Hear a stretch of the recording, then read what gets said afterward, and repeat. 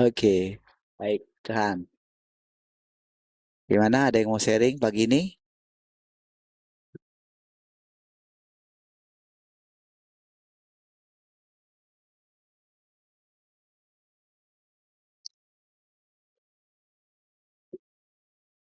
Ya, kalau ada langsung silakan.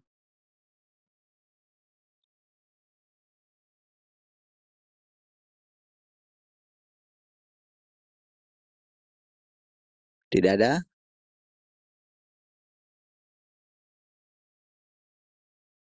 Oke, baik, tidak ada ya.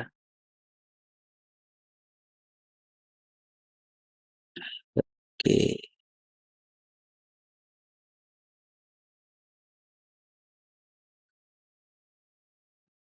selama bertahun-tahun Tuhan tetap tersembunyi dalam ciptaan. Dia telah mengamati melalui begitu banyak musim semi dan musim gugur. Dari balik tirai berkabut, dia telah memperhatikan dan dari tingkat ketiga dari sorga.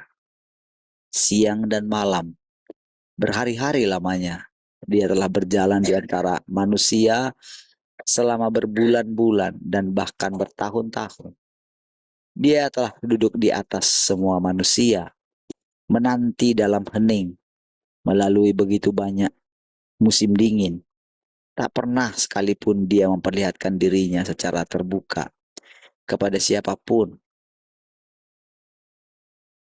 juga tidak memperdengarkan suara sedikit pun.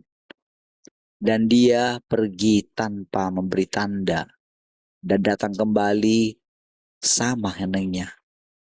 Siapa yang dapat mengetahui wajahnya yang sebenarnya? Dia tak pernah sekalipun berbicara kepada manusia, tak pernah sekalipun menampakkan diri kepada manusia. Semudah apakah bagi manusia untuk melakukan pekerjaan yang diamanatkan oleh Tuhan?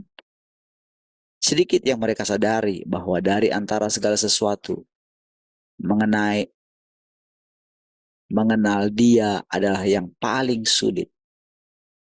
Sekarang ini Tuhan telah berfirman kepada manusia, tetapi manusia belum pernah mengenalnya karena jalan masuk manusia dalam hidupnya begitu terbatas dan dangkal. Dilihat dari sudut pandangnya, orang benar-benar tidak layak untuk tampil ke hadapan Tuhan. Mereka memiliki terlalu sedikit pemahaman tentang Tuhan dan terlalu jauh darinya. Bahkan mereka mempercayai Tuhan dengan hati yang begitu berbelit-belit. Gitu ya. Seperti itulah memang kepercayaan Tuhan ya. Kepercayaan kepada Tuhan. Harusnya sederhana gitu. Harusnya dia mendengarkan dengan jelas gitu. Memimpinnya. Tidak berbelit-belit. Melakukan ini, salah. Itu salah. Tuhan itu kayak gini. Enggak. Padahal saudara, sebetulnya sederhana gitu. Tapi karena kerusakan manusia.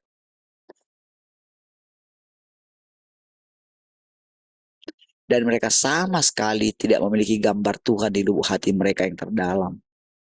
Akibatnya, upaya keras Tuhan dan pekerjaannya bagaikan potongan emas yang terkubur di bawah pasir. Tak sedikit pun memancarkan kilatan cahaya. Bagi Tuhan, kualitas, motif, dan pandangan orang-orang ini sangat menjijikkan. Jadi bagi Tuhan yang sangat menjijikkan adalah tidak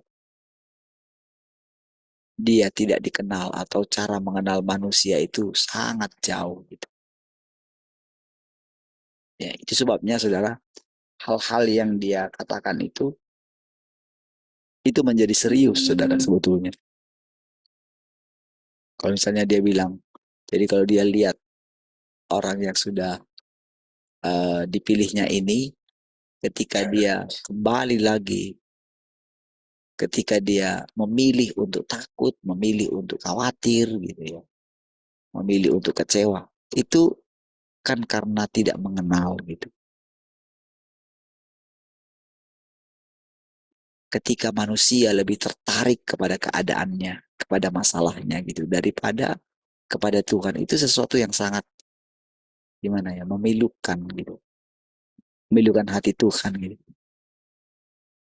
Padahal saudara, betapa menderitanya manusia itu gitu.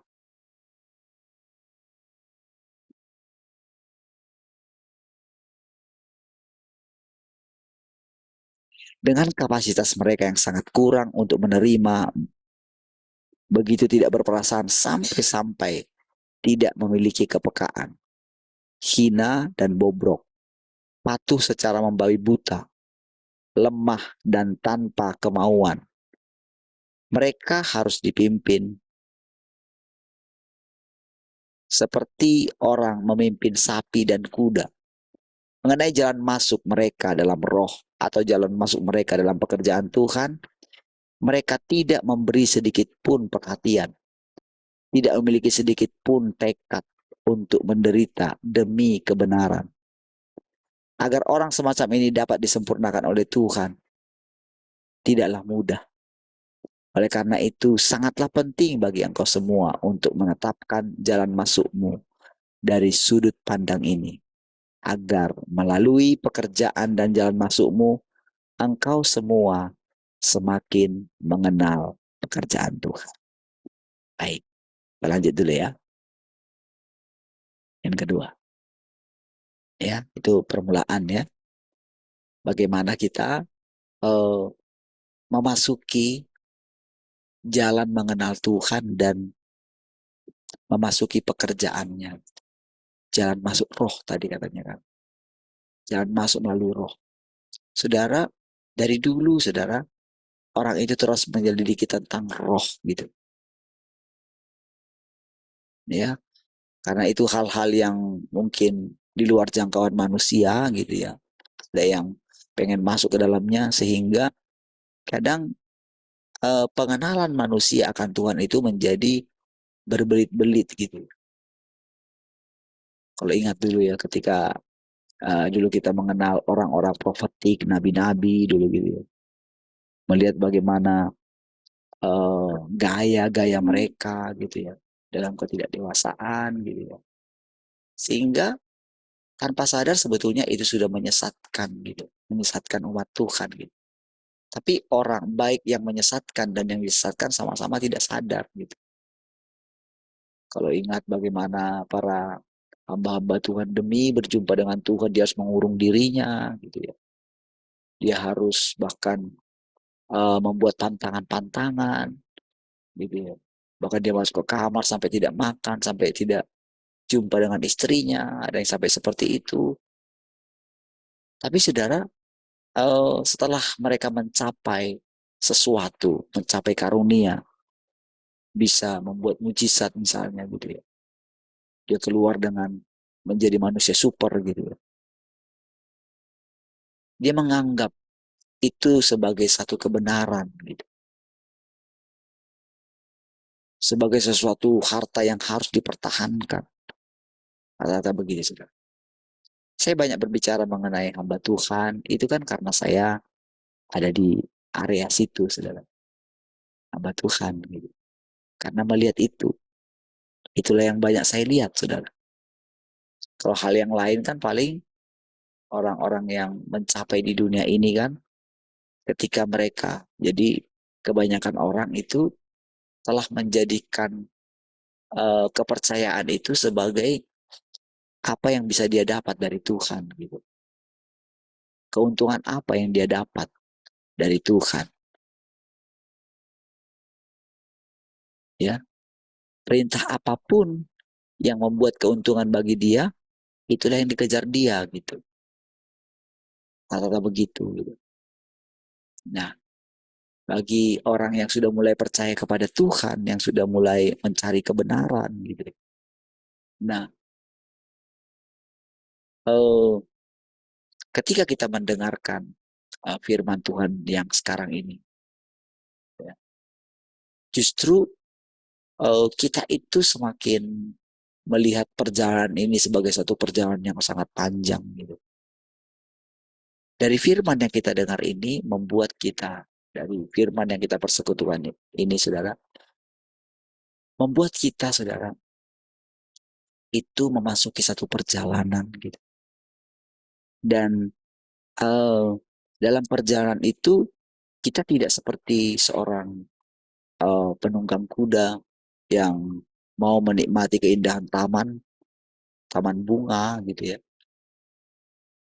sambil di atas kudanya gitu. Lalu dia berjalan terus gitu dengan satu kecepatan gitu.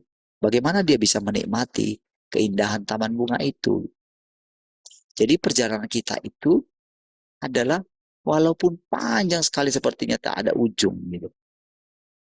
Tapi kita telah bisa menikmatinya gitu sebetulnya. Bahkan Tuhan menganjurkan kita setiap detail dalam hidup kita. Kalau dikatakan tadi perkataan tadi saudara, dia tidak pernah menampakkan diri kepada manusia. Dia sudah melalui berbagai macam musim.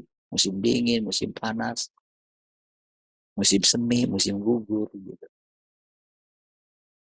Dia tidak pernah memperlihatkan dirinya kepada manusia. Gitu. Tidak pernah memperlihatkan wajah. Jadi sekarang ketika Tuhan mulai memperlihatkan diri, kita, pikiran kita itu mulai dibawa apa sih sebetulnya? Bagaimana sih wajah Tuhan itu sebetulnya?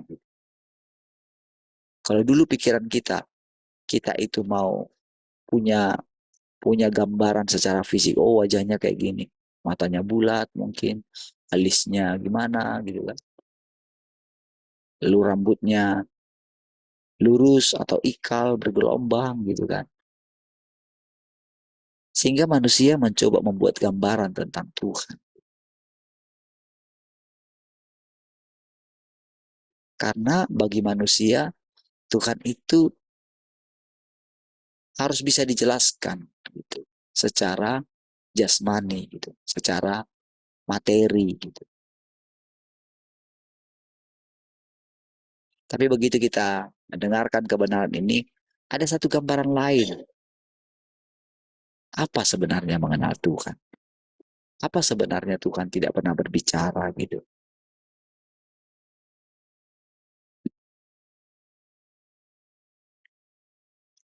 Saudara, ketika kita uh, mendengarkan persekutuan-persekutuan ini, saudara, coba rasakan, saudara, ada satu kemerdekaan sebetulnya yang Tuhan berikan kepada kita gitu. Kemerdekaan untuk kembali menggunakan pikiran kita ini gitu, dengan jernih. Dia menjernihkan pikiran kita gitu. Dia tidak sepenuntut yang kita bayangkan. Dia uh, tidak sedisiplin yang kita bayangkan sebetulnya.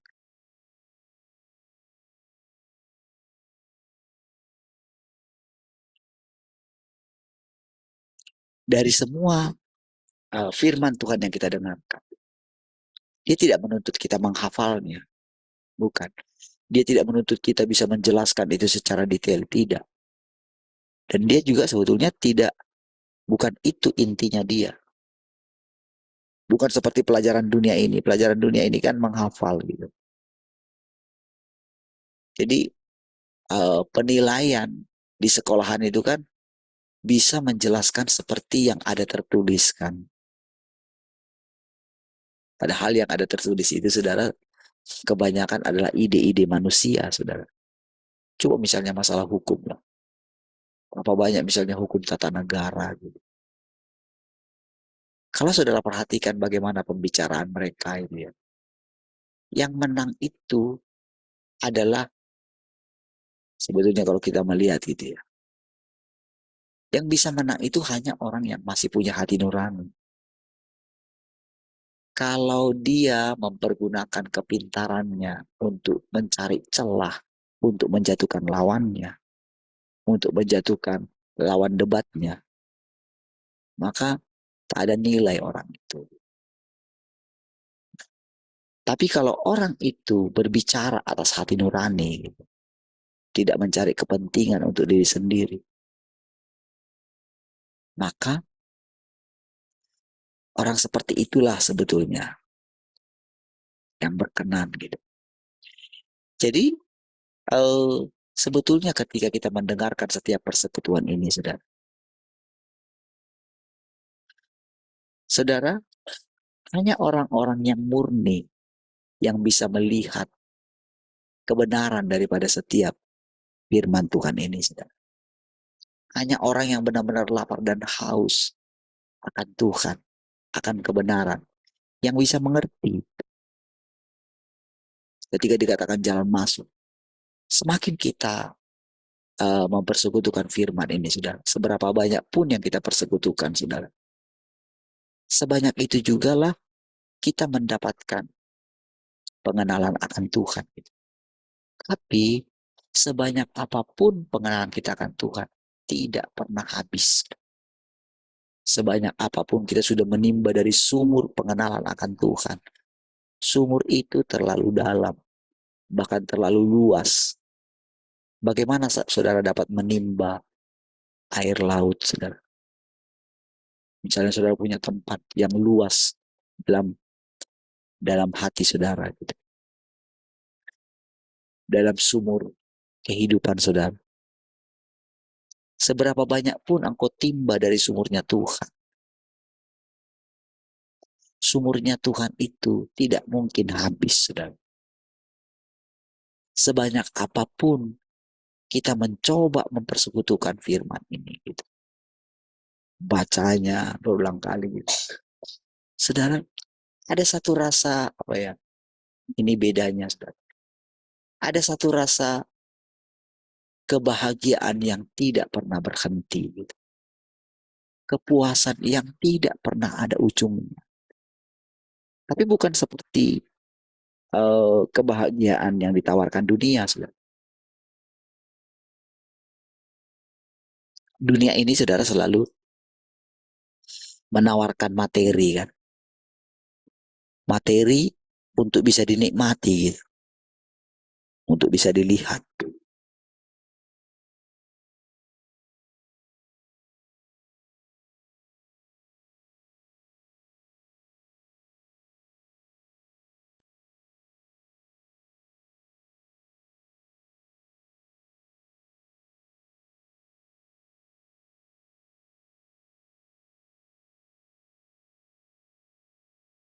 Lalu setelah dia menikmati materi itu, apakah kebahagiaannya bisa bertahan? Tidak bisa.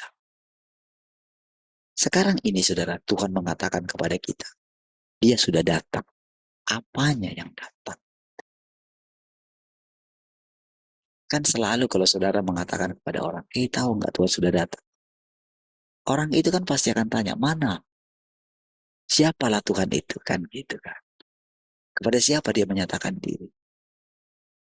Lalu misalnya ketika kita katakan, oh ada di sana. Gitu. Lalu orang itu akan menyelidiki. Sama seperti ketika Tuhan Yesus dulu. Orang-orang membicarakan tentang Tuhan Yesus. Di waktu itu, saudara. Bahwa dialah Mesias itu. Sama seperti perempuan Samaria itu. Ada loh aku jumpa di sana. Kenapa ya? Dia mengatakan ini dan itu kepadaku. Gitu. Dia tahu siapa aku. Dia tidak dia tidak terkejut dengan keadaanku. Gitu. Tapi dia suruh aku datang untuk membawa suamiku. Lalu aku bilang begini. Tepat katamu, kata dia. Gitu. Tapi di tengah perjalanan setelah aku berbicara kepada dia, dia tidak berikan aku, dia tidak mendoakan aku apa-apa. Seperti yang dilakukan seorang nabi misalnya. Dia tidak melakukan apa-apa.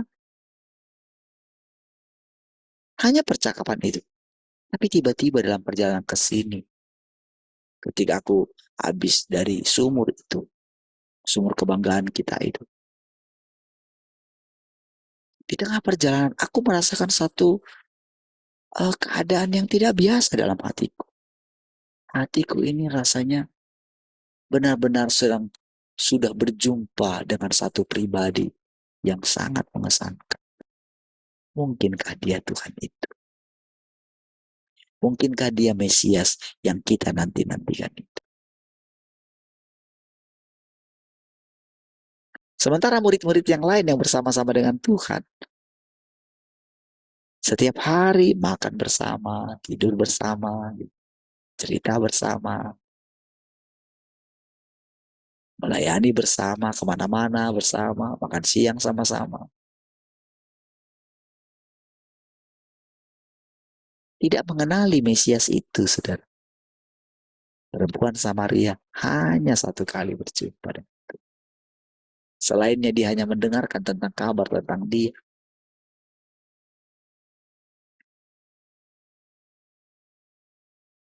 Pengenalan dia, perjumpaan dia dengan Tuhan sangat berkesan. Memang kita tidak tahu kejadian apa yang dialami oleh perempuan Samaria itu berikut. Tapi sama seperti kita yang sudah memasuki perjalanan ini. Kita mulai sedikit tahu gambaran tentang kehidupan kita di masa depan. Kita tidak takut lagi akan kematian. Karena bagi kita tidak ada kematian lagi. Entah kita mati, entah kita hidup. Kita itu hidup untuk Tuhan. Ketika kita menatap anak-anak kita ke depan, entah jadi apa mereka, kita tidak perlu khawatir lagi.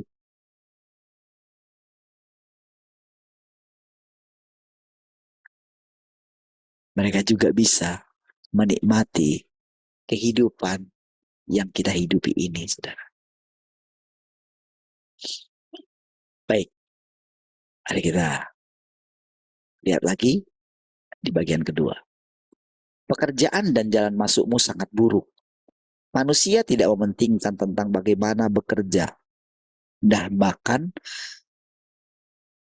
lebih sembarangan mengenai jalan masuk kehidupan.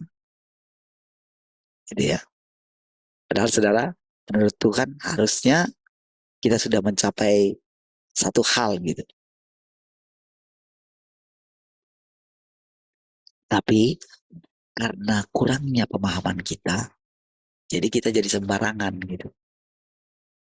Tapi ya Tuhan mau gimana? Dia memang tidak sepenuntut yang kita bayangkan. Dia harus menjaga dirinya. Gitu. Misalnya saudara, ketika saya berbicara seperti ini, kadang kan saya tidak tahu apa yang ditakutkan Tuhan, apa yang dikhawatirkan Tuhan tentang saya. Saya tidak tahu. Ketika saya bicara aja gitu. Misalnya kalau saya tidak memandang Tuhan atau saya salah, kalau saya sembrono dalam hati saya, dalam pengenalan saya akan Tuhan, tentu kan itu akan berdampak dengan apa yang akan saya katakan gitu. Nah, tapi di satu sisi ketika saya mencoba sangat berhati-hati, itu pun bagi Tuhan tidak tepat juga. Karena yang saya pakai tetap cara saya gitu. Kalau misalnya saya terlalu banyak menerangkan tentang bagaimana saya mendapatkan semua itu lalu berbicara kepada saudara, kadang saya tidak mengerti. Nah, jadi ketika dia mengatakan ini saudara, ketika dikatakan bahkan lebih sembarangan mengenai jalan masuk kehidupan, gitu. Kita masih di permukaan gitu. Tapi kita sudah mendengarkan persekutuan ini gitu. Padahal kita masih di permukaan. Kita masih akan menghadapi apa yang dikatakan dalam firman ini, saudara. Ini belum suatu pengalaman yang dalam bagi kita. Setelah sejangka waktu, kita akan mengalami ini. Lalu kita seperti reuni nanti tentang firman ini. Gitu. Oh, ini dulu maksudnya ya. Yang dikatakan dalam firman ini ya. Firman itu. Jadi, lambat laun, saudara, memori kita tentang semua yang diucapkan oleh Tuhan, lama-kelamaan dia itu aktif, saudara. lama-lama dia berkembang. Selama ini, pikiran kita terlalu banyak kita gunakan untuk hal-hal yang tidak penting. Tuhan harus menunggu kita sampai kita mencapai satu tingkat tertentu dalam kehidupan ini gitu. Di sana sini saudara dia membuat contoh gitu. Melalui saya, saudara bisa melihat contoh. Tapi kan tidak semua orang yang bisa melihat Tuhan di dalam diri saya gitu. Tidak bisa melihat pekerjaan saya, pekerjaan Tuhan di dalam saya. Orang-orang yang pernah bersama-sama dengan kita mana mungkin lagi bisa melihat Tuhan di dalam diri saya gitu. Karena tidak pernah bertemu, paling ingatan dia.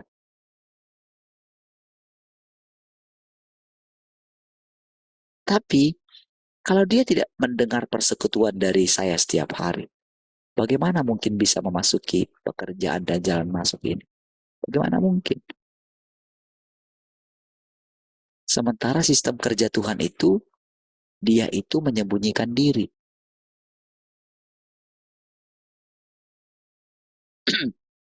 Dia tidak memilih banyak. Dia sangat memperhatikan kualitas, saudara.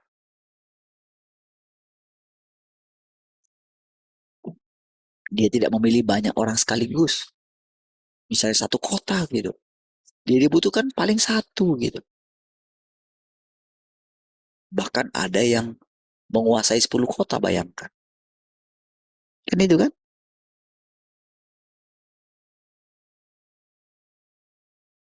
Berarti kalau ada satu orang yang menguasai 10 kota, apalah jabatan dia itu, saudara. Kalau di dalam dunia ini, apalah jabatannya. Kalau dalam kementerian, biasanya kan Menko, koordinator menteri, menteri koordinator.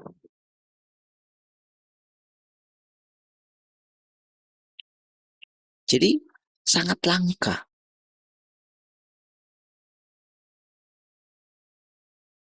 Apakah mereka tahu siapa yang dipilih oleh Tuhan? Sama seperti perempuan Samaria tadi, saudara. Di antara semua orang Samaria, dia yang dipilih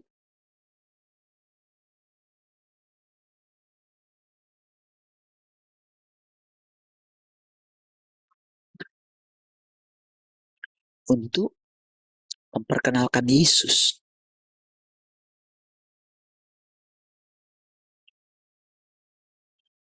Saudara, mari kita lanjut dulu ya. Manusia tidak menganggap hal-hal ini sebagai pelajaran yang harus mereka masuki.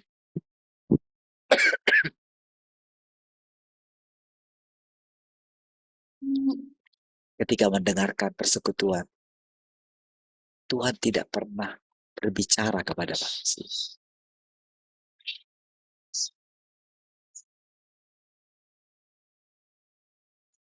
Tuhan tidak pernah menampakkan diri. Itu bukan sesuatu yang diperdebatkan. Itu adalah sesuatu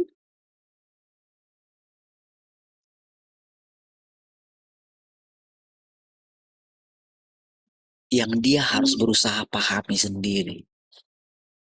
Sama seperti kedatangan Tuhan yang kedua kali. Begitu kita mencoba memahami dari sudut pandang yang gak pernah kita pakai. Selama ini kan orang sudah mengatakan, oh begini, Tuhan datang begini. Ada tanda-tandanya begini semua. Bait suci harus dibangun lah segala macam. Itu saudara telah membuat pikiran orang Kristen itu menjadi tumpul. Dan mereka itu saudara yang punya gagasan-gagasan itu. Kan mereka itu kepala-kepala gereja. Saudara. Jadi apalagi kalau mereka punya satu paham doktrin gitu. Mereka kan mati-matian menjaga itu. Saudara. Bukankah itu adalah cara iblis untuk menghalangi manusia disempurnakan? Yang disempurnakan itu bukan masalah kita menjadi begini, kita menjadi begitu, bukan. Disempurnakan itu artinya yang tadinya pikiran kita ini tumpul, yang tadinya kita itu tidak mau belajar, jadi tumpul itu telah berhenti gitu, saudara. Manusia, saudara, ketika dia mencapai umur sekian, itu akan sangat sulit mendapatkan kebenaran.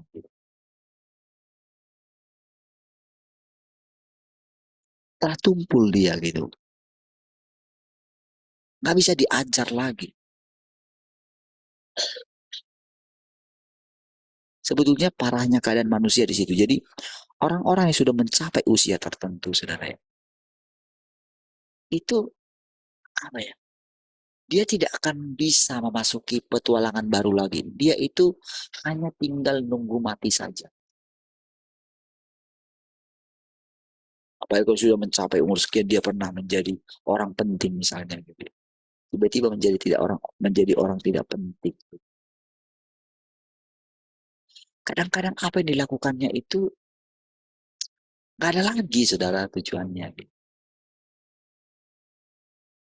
Kalau bagi orang Batak gitu misalnya, ketika dia mencapai usia sekian, pasti cuma ada. Dia tinggal begini. Kalau misalnya anaknya belum menikah, gitu, anak laki-lakinya belum menikah, ketika sudah mencapai umur sekian, hanya itu saja yang menyesakkan hatinya.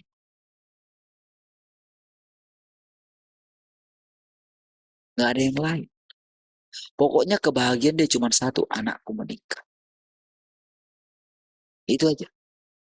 Nggak ada yang lain yang begitu menarik bagi dia lagi. Padahal jalan masuk ini, saudara, jauh dari itu semua. Jauh melampaui itu semua. Saudara, setinggi apapun sekolah di dunia ini, saudara, mau apa saja. Kadang-kadang saudara orang tertarik ya, apa namanya, memperoleh ilmu filsafat, ilmu hukum, statistika gitu ya. Apalagi saudara, ada banyak sekali ilmu sekarang ini, saudara. Kalau mungkin mau dibuat deretan gelar mereka di belakang atau di depan nama mereka gitu, mungkin ada yang sampai 15, ada sampai 20. Dia kejar itu semua. Otak mereka mungkin mampu ke situ. Tapi tahukah saudara, itu tidak dapat, saudara. Tidak dapat menggambarkan pengetahuan kita akan Tuhan. Pengenalan kita akan Tuhan. Sangat jauh, saudara.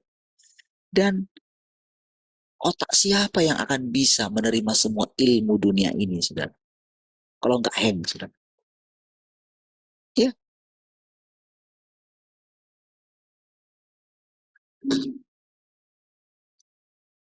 itulah Salomo. Kurang apa hikmatnya dia?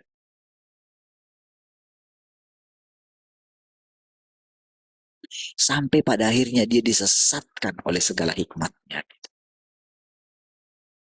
Ya, dia terus gitu, dia terus menggali, dia terus bayangkan dia pergi ke sarang semut, pergi ke sarang lebah, pergi ke hutan untuk belajar. Dan memang kapasitas otaknya sangat mumpuni, saudara. Ya, ada saudara berbagai jenis tipe orang gitu. Kalau dia berpikir gitu ya, dia bisa satset katanya gitu.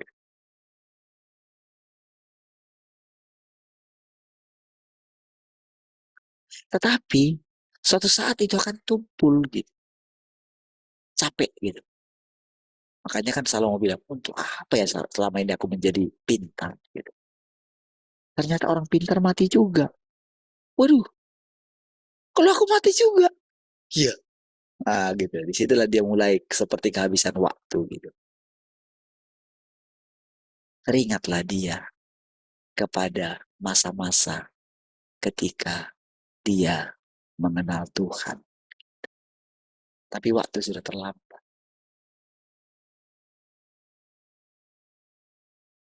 Puji Tuhan, saudara. Kita belajar jalan mas. Jadi jangan berkecil hati kalau dikatakan, "Eh, bagi manusia, bagi Tuhan, manusia itu seperti bayi yang baru lahir." Sementara kita diajarkan, jangan bayi terus, gitu. Gitu kan? Betul nggak?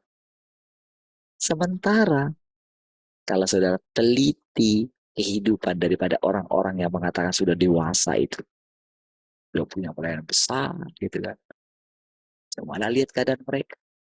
Cobalah pandang sedikit. Saudara akan gampang sekali menemukan kelemahan, kerapuhan. Pasti lebih gampang.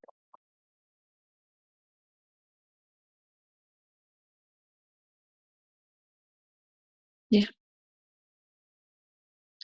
kalau seperti yang difirmankan tadi malam itu, saudara, tentang bagaimana menderitanya umat manusia ini, saudara, diperlakukan oleh iblis. Apalagi, saudara, Tuhan itu dipersalahkan, gitu. Kan? Yang jadi masalah kan manusia itu mempersalahkan Tuhan, kan? Kalau dia benar Tuhan, kenapa dibiarkan aku kayak gitu? Kan gitu. Itu masalahnya, saudara. Seperti pertengkaran saya dulu dengan Tuhan, gitu. Apa untungnya bagimu, Tuhan? Membuat aku jadi sakit, gitu. Apa untungnya? Kan saya harus mendengarkan suara Tuhan untuk saya sendiri, kan. Betul nggak?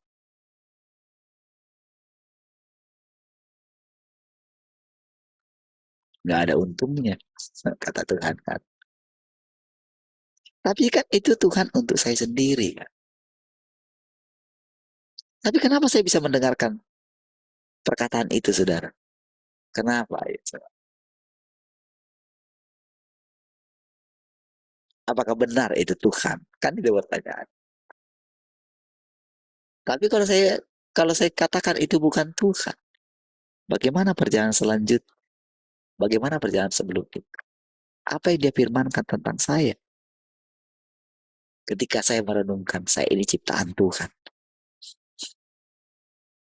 Ketika saya merenungkan, saya manusia, diciptakan serupa dan segambar dengan Allah. Lalu dia mengatakan, saya biji mata Tuhan. Wah, pikiran saya kan langsung berubah, kan? Iya dong, saya aja tanggung jawab kepada ciptaan saya. Misalnya saudara, kalau saya mengerjakan sesuatu, kalau saya lihat pekerjaan saya itu baik gitu, indah gitu, saya akan perhatikan terus gitu. Iya dong, ada yang misalnya agak belum bagus gitu, saya perbaiki gini. Ah, ini nggak bagus kayak gini. Harusnya kayak gini. Saya akan perhatikan terus, gitu. Saya kerjakan lagi yang lain. Bukankah kita ini ciptaan Tuhan yang adalah dirinya sendiri? Ketika dia mengatakan suatu saat dia akan datang dalam daging. Bukankah kita ini daging? Iya kan? Ketika Tuhan menjanjikan Mesias. Mesias itu kan manusia, kan? Bukankah seluruh para ahli Taurat menyelidiki tentang Mesias itu, saudara? Ya kan? Sampai-sampai ketika datang Mesias itu, mereka tidak mengenalinya. Padahal mereka sudah menghabiskan seluruh hidup mereka untuk menantikan Mesias itu. Sampai matinya mereka. Mereka tidak pernah menemukan Mesias itu. Alangkah sedihnya, saudara. Bayangkan, saudara. Selama ribuan tahun, saudara. Orang Kristen sudah menunggu pengangkatan. Sudah menunggu kedatangan Tuhan yang kedua kali. Bayangkan apa yang terjadi dengan mereka. Mereka mati. Beberapa generasi sudah mati di atas kita, saudara. Tanpa melihat kedatangan Tuhan yang kedua kali. So, bukankah kita generasi yang sekarang itu mulai berpikir ulang? Mulai harus kita rombak cara berpikir kita. Pengenalan kita akan Tuhan yang selama ini monoton di situ saja. Bukankah kita harus terombang?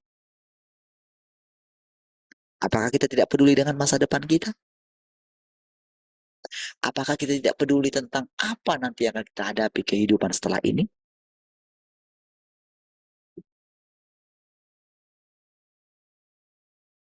Dengan mendengarkan persekutuan ini, saudara.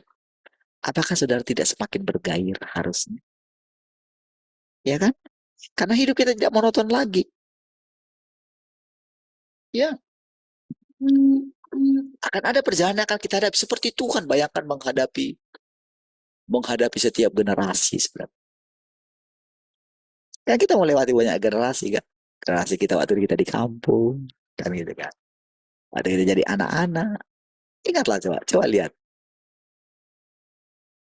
Dia kita merantau, pertama kali merantau, gitu kan. Tinggal di satu tempat. Saya nggak tahu berapa banyak tempat di Batam ini sudah.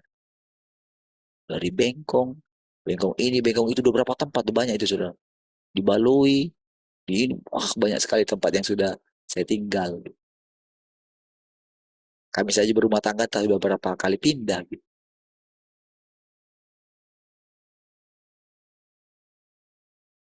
Sini ke sini, ke sini, sini. Itu kan banyak hal yang kita hadapi kan. Saya sudah ingat teman-teman kita dari dulu. Coba lah ingat betapa banyaknya gitu. Yang datang dan pergi. Kau datang dan pergi sesuka hatimu. Gitu. Banyak kan? Masih banyak lagi yang akan kita lewati. Kita sudah melewati pemerintahan banyak presiden kan. Presiden Soeharto, Presiden B.J. Habibie gitu kan. Lalu turun ke Gus Dur, Megawati, turun ke SBY, turun ke Jokowi. Nanti mau turun sama siapa? Masih diperdebatkan gitu kan. Entah yang menang nanti siapa gitu kan. Kalau terbongkar semua nanti bagaimana? Apakah akan ada pengadilan jalanan? Masih banyak sekali, saudara. Jangan kita lewati. Tapi dengan pengetahuan ini, saudara, hanya umat yang mengenal Allahnya yang akan tetap hidup, yang akan tetap kuat dan akan bertindak. Kan itu kan? Daniel pasal berapa? 12 ya? 11. 11 ya. Hanya umat yang mengenal Allah yang akan tetap kuat dan bertindak. Saudara, kalau dikatakan ini jalan masuk, saudara ya. Jadi, jalan masuk itu kayak kita ini, cobalah bayangkan, kita ini ada dalam pintu-pintu gerbang. Gitu. Misalnya satu kota itu banyak pintu gerbang. Kita memasuki dari berbagai sudut. Masing-masing kita. Kalau misalnya kita bayangkan gitu ya. Kita bayangkanlah di kehidupan kekal itu gitu. Sesudah kita melewati kehidupan ini. Kan sebetulnya kan pengenalan akan Tuhan itu kan adalah kekekalan kan. Kekekalan itu kan tidak ada matinya lagi kan. Bedanya dunia ini, dunia sementara ini dengan dunia kekal adalah di dunia kekal itu adalah kehidupan, perjalanan kehidupan, saudara. Yang gak ada matinya. Makanya dikatakan sih kita seperti bayi yang baru lahir terus gitu. Di hadapan dia gitu. Dan dia sangat menikmati kita gitu. Karena dengan menikmati kehidupan kita, dia terus bisa bekerja. Dengan kita ini, saudara, memahami sedikit demi sedikit ya. Kan lama-lama kan otak kita ini, pikiran kita ini, lama-lama akan kembali kepada seperti yang dirancangkan oleh Tuhan. semua batasan-batasan yang dia buat, gitu ya. Semua firman yang diucapkan sebelumnya, menyangkal diri, itu sebagai fondasi. Ya, oh bukan menjadi Taurat, saudara. Bukan, tapi fondasi untuk pengenalan kita, untuk supaya bangunan yang kita dirikan di atasnya itu bisa terus terbangun gitu. Bangunan yang disebutkan ini adalah pengenalan akan Tuhan. Jadi dengan otak kita yang sudah mulai dibuangin semua box-boxnya, kayak apa ya, yang membuat laptop itu hang gitu. Apa bahasa itunya box itu ya?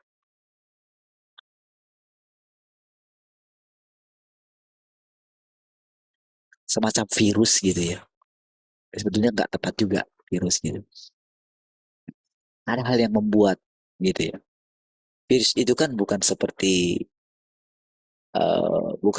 misalnya kotoran atau apa gitu ya dalam bentuk fisik gitu ya. Misalnya kalau dulu kita masih punya CD, ada kotoran-kotoran debu-debu gitu ya. Bukan. Virus itu adalah apa ya?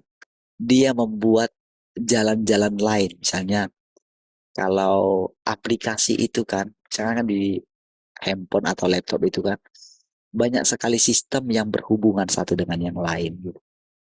Misalnya jalan ini ke sini terhubung itu nggak tahu gimana sistemnya saudara, sudah sangat rumit sekali gitu. Mau dijelaskan itu dengan bahasa ya kita harus ambil sekolahnya gitu. Atau ya kita meneliti, kita belajar sendiri. Tapi kan capek sekali lah. Nah, jadi virus itu semacam hal yang, jadi misalnya arahnya sudah harus ke sini jalannya gitu kan. Misalnya dari titik A ke titik B gitu. Ke C. Sudah ada gitu. Dari A ke B ke C dia berhubungan dengan ini. Oh dia berhubungan dengan ini. Sistemnya harus begini gitu. Sudah ada jalurnya semua gitu. Nah, sementara si virus ini mengacaukan jalan itu. Gitu. Yang harusnya dia ke A, dia pergi ke B gitu. Itulah virus itu sebetulnya. Jadi dia seperti satu sistem lagi yang dimasuki. Sama seperti yang dikatakan di dalam Siretas itu kan. Yang tahu Siretas apa? Sirekap itu kan. Jadi mereka sampai buat. Jadi ternyata kecurangannya itu sampai mereka buat. Mereka teliti gitu. Jadi eh, harusnya memang simpel gitu saudara. Kenapa memang benar-benar dia curang gitu ya? Karena sistemnya itu jadi sudah ada sistem sebetulnya memudahkan harusnya. Sampai kan dia itu buat gitu. Jadi tidak mengetik tetapi difoto. C1-nya itu difoto. Dari fotonya itu langsung jadi diubah dari gambar misalnya kan angka itu kalau difoto kan gambar kan. Tapi itu bisa diubah langsung menjadi angka. Oke? Nah, jadi ketika diubah tidak mungkin salah harusnya. Tidak mungkin salah. Tetapi saudara, dia sudah dibuat terbuka. Harusnya saudara misalnya kan kejadiannya itu kan misalnya harusnya kan satu DPT itu 300 maksimal. Sebelum ada orang jelaskan itu saya sudah langsung berpikir harusnya kan tinggal dibatasi saja. Dibatasi saja tidak boleh melampaui nilai 300. Simpel, sebegitu simpel gitu. Tapi ada dia yang jadi terbuka itu. Kuncinya itu terbuka sehingga bisa ditambahin. Bisa misalnya satu DPT itu bisa jadi 800 gitu. Gelembungnya langsung parah sekali, saudara. Kebetulan itu banyak di si 02 itu gitu. Ya kan? Nah, ternyata sistemnya lain lagi, saudara. Jadi, oke begitu dilihat kan. Bayangkan 800.000 TPS. Oke. Nah, jadi begitu diganti di sini ada namanya algoritma. Jadi begitu diedit di sini, misalnya tadinya kan mau dikembalikan lah dia. Misalnya tadinya tertulis 48, tapi digelembungkan jadi 648. Digantilah, dihapuslah nilai 6. Oke, jadi pas lah itu harusnya. Sesuai kan? Tahu saudara, begitu diganti di sini, di tempat yang lain berubah. Langsung sama dengan ini, otomatis dia lompat. Itulah namanya dimasukkan, disuntikkan aplikasi lain ke dalam aplikasi itu. Bayangkan 800.000 yang mau diedit. Siapa yang mau pantengin gitu? Nah, jadi kira-kira seperti itulah otak kita ini, saudara. Jadi kerusakan itu dalam pikiran kita ini. Apalagi kalau sampai ada yang mengatakan nggak perlu kita pakai pikiran kita. Aduh, kalau ingat dulu, pakai roh kita. Aduh. Padahal saudara, manusia itu diciptakan normal dengan pikiran kita ini. Nah, inilah yang sedang coba diselaraskan Tuhan. Tentu kan dengan berfirman kan. Tentu kan dengan perkataan ini disadarkan, saudara. Tentu dengan ketulusan. Saudara, kalau saudara perhatikan debat-debat itu ya. Untuk saudara bisa mengenali, untuk saudara bisa mengetahui gitu ya. Apakah orang itu benar atau tidak. Perkataan dia benar atau tidak. Cukup lihat. Orang ini ada maksud enggak? Ada enggak keuntungan dari situ untuk dia? Itu aja. Sesimpel itu. Nah, jadi ketika Tuhan sekarang ini loh, dikesampingkan dulu segala segala keinginan kita. Dikesampingkan dulu sudah, dibuang dulu gitu. Dan dia suruh kita buang. Jangan dulu pikirkan yang itu. Sampai Tuhan menjamin, saudara. Lihat nih loh, perhatikan bunga bakung di padang itu. Coba kamu perhatikan. Adakah dia meminta? Nggak ada kan? Tapi bunga bakung yang nanti ada, nanti sore sudah layu itu diperindah oleh Bapak. Apa bunga bakung itu? Kamu itu siapa? Sampai Tuhan seperti itu jamin kita. Saudara. Kamu itu kan gambaranku. Kira-kira. Tahukah saudara? Semakin hari semakin saya berbicara kepada saudara itu dalam diri saya itu ada sesuatu yang dikerjakan oleh Tuhan.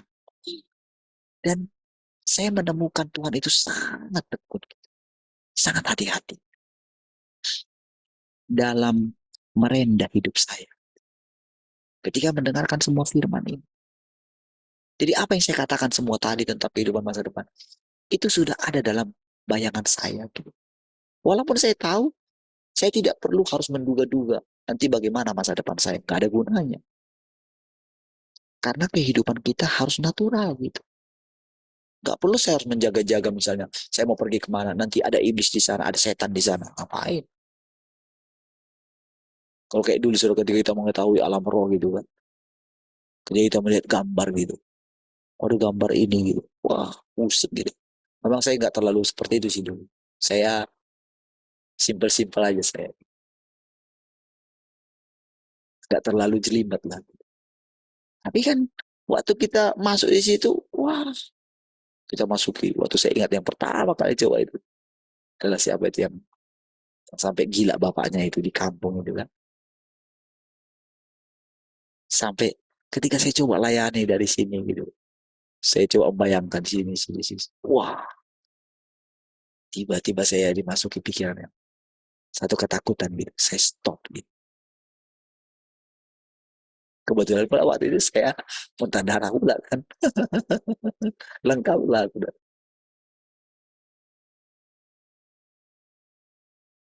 Tapi begitu sekarang, begitu kita keluar dari area itu, gitu.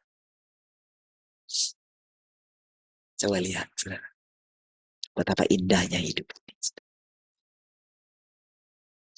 Coba lihat kemana saja kita pergi. Mulai ada kehidupan. Gitu. Ya, ada kehidupan yang mengalir gitu.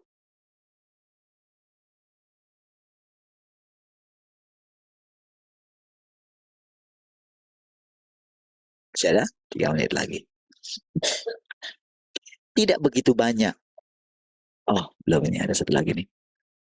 Manusia tidak menganggap hal ini sebagai pelajaran yang harus mereka masuki. Oleh karena itu, dalam pengalamanmu, satu-satunya yang manusia lihat pada dasarnya adalah fata morgana yang hampa. Nah, lihat saudara. Ini penting, saudara. Jadi dalam perjalanan manusia ini kan seperti ada di padang gurun gitu. Kan ketika di padang gurun itu ada satu kehausan yang luar biasa. Sampai tingkat kehausannya itu ketika tidak menemukan air gitu. Airnya akan menyegarkan dia. Sampai dia bisa melihat satu keadaan itu benar-benar seperti sungai gitu. Atau seperti air yang luas. Jadi kadang-kadang sudah saking saking mereka itu sudah sangat haus sekali. Dia lihat tiba-tiba mata itu melihat seperti air. Karena apa? Karena dia sangat merindukan air itu gitu. Sampai-sampai dia melihat, wah, yang di depan dia, di kadang saking hausnya, saking panasnya gitu. Dia melompat gitu loh. Ternyata dia melompat ya ke pasir juga. Ngerti maksudnya perkataan ini, saudara? Jadi ketika kita sedang memasuki jalan masuk ini, saudara, kita akan melewati yang namanya fata morgana. Begitu, saudara. Kita pikir itulah kebenaran. Kita sudah puas dengan itu. Ternyata belum. Gitu. Makanya dia bilang, dia wanti kita. Jadi eh, kemarin kan permasalahannya adalah berpuas diri. Itu musuh. Ketika seorang sudah berpuas diri, makanya dia hati-hati sudah memimpin kita. Dia menuntun kita dari hari ke hari. Ketika kita mengambil satu keputusan yang salah, oke, okay? Dalam perjalanan kita gitu ya, dia ingatkan kita satu perkataan, sudah jalani aja. Bukankah aku Tuhan? Bukankah aku mengatakan aku yang memimpin engkau? Bukankah Roh Kudus memimpin Yesus ke padang gurun? Kan gitu kan? Iya kan, Yesus dipimpin ke padang gurun loh.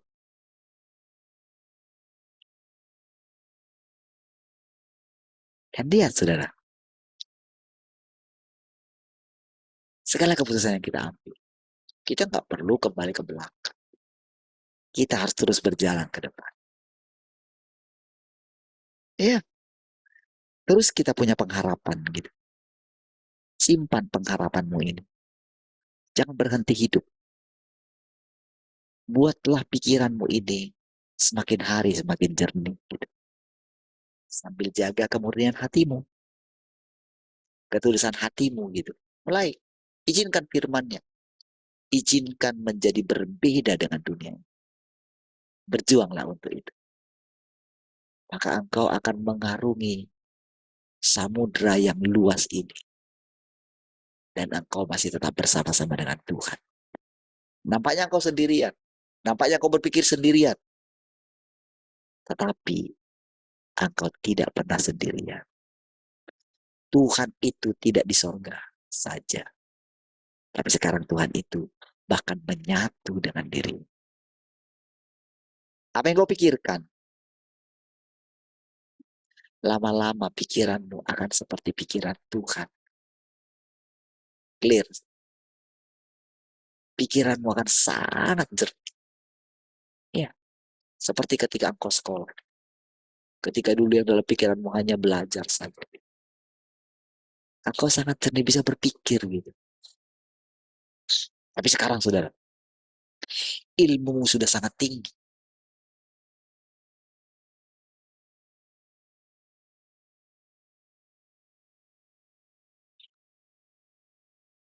Sudah sangat tinggi, saudara.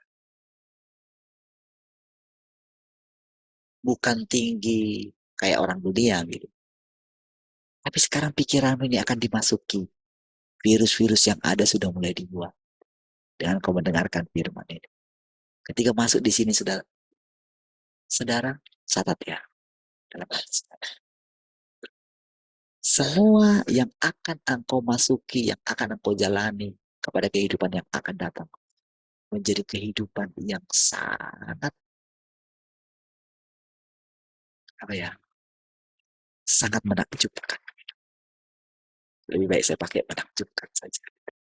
Ya, oh bukan karena engkau memiliki ini. Enggak lah. Enggak lagi menjadi fokus. Engkau akan puas dengan apa yang kau miliki saat ini. Dan itu benar-benar membuatmu bahagia. Kayak engkau sudah memiliki seluruh dunia ini. Satu hal yang penting, pikiranmu ini akan sangat jernih sekali.